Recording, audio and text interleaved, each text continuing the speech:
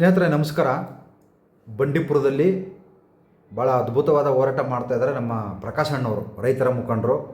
ನಿಜವಾಗ್ಲೂ ಈ ರೀತಿ ಪುಟ್ಟಣ್ಣವರು ಹಿಂದೆ ಹೋರಾಟ ಮಾಡ್ತಾಯಿದ್ರು. ಅದಕ್ಕಿಂತ ಭಯಾನಕ ಈ ನಮ್ಮ ಪ್ರಕಾಶ್ ಅಣ್ಣವರು ಭಾಳ ಅದ್ಭುತವಾಗಿ ರೈತರ ಪರ ತುಂಬ ಅದ್ಭುತವಾಗಿ ಹೋರಾಟ ಮಾಡ್ತಾಯಿದ್ದಾರೆ. ನಿಜವಾಗ್ಲೂ ರೈತರು, ಎಲ್ಲ ರೈತರು ಇವ್ರಿಗೆ ಸಪೋರ್ಟ್ ಮಾಡಬೇಕು. ಸುಮ್ಮನೆ ಅಯ್ಯೋ ಕಾಟಾಚಾರಕ್ಕೆ ಮಾಡ್ತಾರೆ ಹಂಗೆ ಹಿಂಗೆ ಅಂತೇಳಿ ಮಾಡಬಾರ್ದು. ಯಾಕಂದರೆ ತುಂಬ ಹೋರಾಟಗಳನ್ನು ನೋಡಿದ್ದೀವಿ. ಅವರು 100% ರೈತರಿಗೋಸ್ಕರ ಹೋರಾಟ ಮಾಡ್ತಾಯಿದ್ದಾರೆ. ನಿಜವಾಗ್ಲೂ ಹೊಟ್ಟೆಗೆ ಅನ್ನ ತಿನ್ನೋರು, ಅನ್ನ ಬೆಳೆಯೋರು ಇದಕ್ಕೆ ಸಪೋರ್ಟ್ ಮಾಡ್ತೀರಾ? ಇಲ್ಲಪ್ಪ ನಾವು ಅನ್ನ ಬೆಳೆಯಲ್ಲ, ಅನ್ನ ತಿನ್ನೋಲ್ಲ, ಬೇರೆ ಏನೋ ಕಸಕಡ್ಡಿ ಹಾಕಿ ತಿನ್ನೋರು ಯಾರೂ ಸಪೋರ್ಟ್ ಮಾಡಲ್ಲ. ಯಾಕಂದರೆ ಅವರು ಮಾಡ್ತಾರೋ ಕೆಲಸ ಭಾಳ ಅದ್ಭುತವಾಗಿದೆ.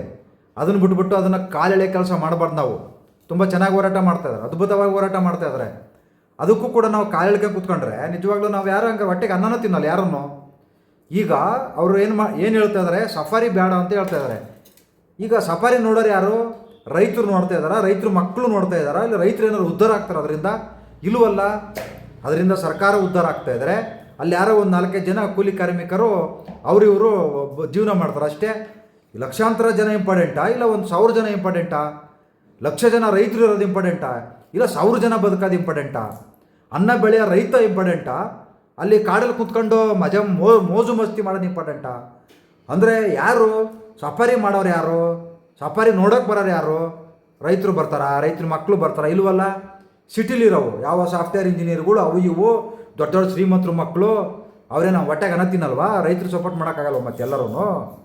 ನೋಡಿ ಎಷ್ಟು ಅದ್ಭುತವಾಗಿ ಹೋರಾಟ ಮಾಡ್ತಾಯಿದ್ದಾರೆ ನೋಡಿ.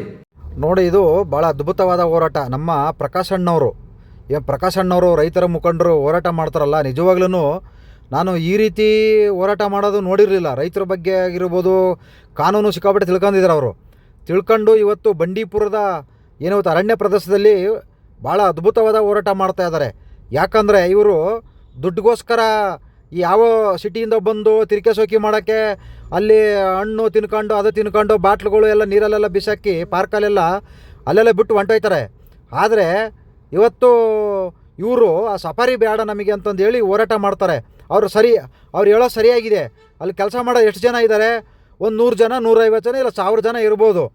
ಆದರೆ ಲಕ್ಷಾಂತರ ರೈತರ ಜೀವನನ ಹಾಳಾಗೋಗುತ್ತೆ. ಪ್ರಾಣಿಗಳು ಬರ್ತವೆ, ಹುಲಿ ಆಗಿರ್ಬೋದು, ಸಿಂಹ ಆಗಿರ್ಬೋದು, ಆನೆಗಳಾಗಿರ್ಬೋದು, ಎಲ್ಲ ಬಂದು ಈ ಹೊಲ ಗದ್ದೆಗಳಿಗೆ ಬಂದು ಹಸುಗಳನ್ನ ಕೊಲೆ ಮಾಡ್ತವೆ, ಹಸುಗಳನ್ನ ತಿಂತವೆ, ಮೇಕೆಗಳನ್ನ ತಿಂತವೆ, ಅಲ್ಲಿ ಹೊಲದಲ್ಲಿ ಕೆಲಸ ಮಾಡೋರನ್ನು ತಿಂತವೆ. ಈ ಮನುಷ್ಯರನ್ನ ಯಾರು ಕಾಪಾಡೋದು? ಪ್ರಾಣಿಗಳು ಕಾಪಾಡೋಣ, ಆದರೆ ಪ್ರಾಣಿಗಳ ಜೊತೆಗೆ ಮನುಷ್ಯರನ್ನ ಕಾಪಾಡಬೇಕಲ್ವಾ? ಇವತ್ತು ರೈತರಿಗೆ ಬೆಲೆನೇ ಇಲ್ಲ. ರೀ. ಅಂದರೆ ಸಿಟಿಯಿಂದ ಬಂದು ಜನಗಳು ಮಾತ್ರ ಆ ಕಾಡಲ್ಲಿ ತಿರ್ಕೆ ಸೋಕಿ ಮಾಡಬೇಕು, ರೈತರು ಜೀವನ ಮಾಡ್ಬೋದಾ? ಏನು ಸಿಟಿಲಿರೋರೇನು ಹೊಟ್ಟೆಗೇನೋ ಕಸ ಪಸ ಹಾಕ್ಯಂತ ತಿಂತಾರೋ? ಅನ್ನ ತಾನೇ ತಿನ್ನೋದು. ರೈತರು ಅನ್ನ ಬೆಳೆದ್ರು ತಾನೇ ತಿನ್ನೋದು. ರೈತರು ಬೆಳಿಬೇಕ್ರಿ. ರೈತರು ಅಕ್ಕಿ, ಬೇಳೆ, ತರಕಾರಿ ಎಲ್ಲ ಬೆಳೆದ್ರು ಮಾತ್ರ ಈ ಸಿಟಿಲಿರೋರು ಅನ್ನ ತಿನ್ನೋಕ್ಕಾಗೋದು. ಇಲ್ಲಾಂದರೆ ಮಣ್ಣು ತಿನ್ನಬೇಕಾಗುತ್ತೆ. ಇಲ್ಲಾಂದರೆ ಕಸ ಎಲ್ಲೆಲ್ಲಿ ಬೇಕಲ್ಲೆಲ್ಲ ಕಸ ಗುಡ್ಡೆ ಹಾಕಿರ್ತಾರಲ್ಲ, ಅದನ್ನು ತಿನ್ನಬೇಕಾಗುತ್ತೆ. ಸಿಟಿಲಿರೋ ಜನ ಮಾತ್ರ ಚೆನ್ನಾಗಿರಬೇಕು, ಹಳ್ಳಿ ಜನ ರೈತರು ಚೆನ್ನಾಗಿರೋದು ಬಾರ್ದಾ? ಏನು ಹಳ್ಳಿ ಜನಕ್ಕೆ ಬೆಲೆ ಇಲ್ವಾ? ಹಂಗಾದ್ರೆ ರೈತರಿಗೆ ಬೆಲೆ ಇಲ್ವಾ? ಸಿಟಿಲಿ ತಿರ್ಕೆ ಸೋಕೆ ಮಾಡಬೇಕಾ ಜನಗಳು? ಸಿಟಿಲಿರೋ ತಿರ್ಕೆ ಸೋಕೆ ಮಾಡಬೇಕಾ? ಇವತ್ತೆಲ್ಲರೂ ಅಷ್ಟೇ. ಪ್ರತಿಯೊಬ್ಬ ಮನುಷ್ಯನು MLA ಆಗಿರ್ಬೋದು, ಎಲ್ಲರೂ ಹೊಟ್ಟೆಗೆ ಅನ್ನನೇ ತಿನ್ನೋದು. ಗೊತ್ತಾಯ್ತಾ? ನೋಡಿ, ಈ ಥರ ರೈತರ ಪರ ಹೋರಾಟ ಮಾಡೋರನ್ನ ಈ ಥರ ಪೊಲೀಸ್ನವ್ರು ಬಂದು ಅರೆಸ್ಟ್ ಮಾಡ್ತಾರೆ. ಇಲ್ಲಿ ಶೃಂಗೇರಿಯಲ್ಲಿ ಅಲ್ಲಿ ಕೂಡ ರೈತರು ಆನೆ ತುಳಿದು ಸತ್ತೋಗಾರೆ. ಈ ರೀತಿ ಬರೀ ಪ್ರಾಣಿಗಳಿಗೆ ಬಲಿ ಆಗ್ತಾ ಇದ್ದಾರೆ. ಅಂದರೆ ಪ್ರಾಣಿಗಳ ಮೇಲೆ ದಯ ಇರಲಿ ಅಂತಂದು ಹೇಳಿ ಎಲ್ಲ ಕಡೆ ವಾಹನ ಮೇಲೆ ಬೋರ್ಡ್ ಹಾಕಿದ್ದೀರಾ. ಅಂದರೆ ರೈತರ ಮೇಲೆ ಕರುಣೆ ಬೇಡವಂಗಾರೆ?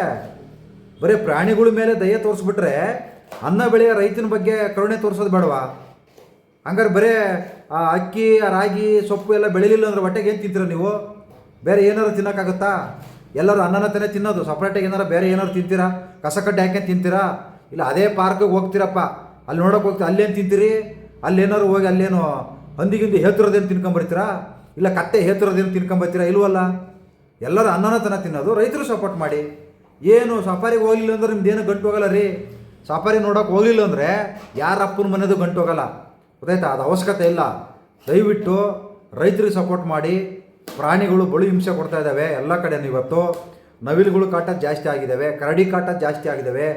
ಈ ಥರ ಸಫಾರಿ ಮಾಡ್ಕೊಂಡು ಮತ್ತು ಕಾಡು ನಾಶ ಮಾಡಿ ರೆಸಾರ್ಟ್ ಮಾಡ್ಕೊಂಡು ಆ ಪ್ರಾಣಿಗಳೆಲ್ಲ ಸಿಟಿಗೆ ಬರುತ್ತಿದ್ದಾವೆ, ಹೊಲ್ದಾಗ ಬರ್ತಾ ಇದ್ದಾವೆ, ಇವಾಗ ಹೊಲ ಗದ್ದೆಗಳಿಗೆ ಬರ್ತಾ ಇದ್ದಾವೆ, ಅಲ್ಲೆಲ್ಲ ಜಾಗ ಇಲ್ಲ ಇವಾಗ. ಇವ್ರು ಕಾಡಲ್ಲಿ ಹೋಗಿ ರೆಜೆಕ್ಟ್ ಮಾಡ್ತಾರೆ. ಅದು ವಿರುದ್ಧ ಹೋರಾಟ ಮಾಡಿರಿ. ರೈತರು ಎಲ್ಲಿಗೆ ಹೋಗಬೇಕು, ಎಲ್ಲಿ ಬೆಳಿಬೇಕಂಗಾದ್ರೆ ಅದಕ್ಕೆ ಯಾರು ಹೊಣೆ? ಅದಕ್ಕೆ ರೈತರು ಲಾಸ್ ಆದರೆ ಅವನು ಬರಲ್ಲ. ಅರ್ಥ ಮಾಡ್ಕೊಳ್ಳಿ. ದಯವಿಟ್ಟು ಈ ಪ್ರಕಾಶ್ ಅಣ್ಣವ್ರಿಗೆ ಸಪೋರ್ಟ್ ಮಾಡಿ ಅಂತ ಹೇಳಿ ನನ್ನ ಕಳಕಳಿ ಮನವಿ. ಹೊಟ್ಟೆಗೆ ಅನ್ನ ತಿನ್ನಂಗಿದ್ರೆ ಸಪೋರ್ಟ್ ಮಾಡ್ತಾರೆ, ಇಲ್ಲಂದ್ರೆ ಇಲ್ಲ ಅಂತ ನನ್ನ ಅನಿಸಿಕೆ. ನಮಸ್ಕಾರ.